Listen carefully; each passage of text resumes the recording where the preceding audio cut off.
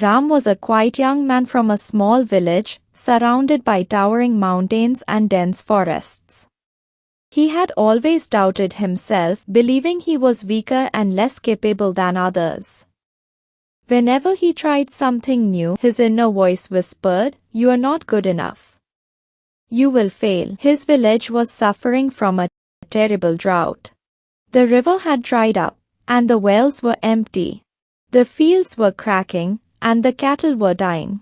Every day, the villagers prayed for rain, but the skies remained empty. The village elders gathered to discuss the crisis. "We need to find a water source," one of them said. "There must be a hidden lake or stream in the mountains." "But who will go?" someone asked. The villagers hesitated. The mountain was dangerous, full of wild animals, steep cliffs, and unknown paths. Then an elder turned to Ram. "Ram, you should go." Ram's heart pounded. "Me?" he asked, shocked. "You are young and strong. You can do it," the elder said. Ram looked at the villagers. Their faces were filled with desperation. He wanted to say no, but something inside him stopped him. I will try," he finally said, though doubt nodded at his mind. The next morning, Ram set off with a small bag of food and a flask of water. The sun was scorching, and sweat trickled down his back as he climbed.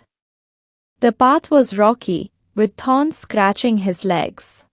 Within hours, exhaustion set in. His muscles ached, and every step felt heavier. "Why did I agree to this?" he thought. "I am not strong enough." His mind was filled with fear. What if he got lost? What if he never made it back? Just then, he heard a faint chirping sound. Curious, he followed the sound and found a small bird trapped between two rocks. One of its wings was broken. Ram knelt beside it. "You are hurt?" he whispered. Carefully, he picked up the tiny creature. He sighed. "You are weak, just like me." The bird chirped softly, looking up at him. Something about the bird struck Ram. It was injured and vulnerable, yet it was still alive, still fighting. He tore a piece of cloth from his shirt and gently wrapped it around the bird's wing. Then he placed it under the shade of a tree. "You have to be strong," he said. "You must not give up." As darkness fell, Ram struggled to find shelter. The temperature dropped, and cold wind bit at his skin. He curled up under a large tree, shivering. Suddenly, he heard a deep growl. His breath caught in his throat. A pair of glowing eyes stared at him from the bushes, a wild animal. Ram's hands trembled. He grabbed a stick and held it in front of him. The growling grew louder. His heart pounded so hard, he thought it would explode. "I can't fight it. I am not strong enough." But then something inside him snapped. "No," he thought. "I have come this far. I won't let fear stop me." Summoning all his courage, he swung the stick, making himself look bigger. He yelled, trying to scare the animal away. The creature hesitated, then turned and disappeared into the forest. Ram collapsed to the ground, breathing heavily. His whole body was shaking, but for the first time, he realized something. He had faced his fear and survived.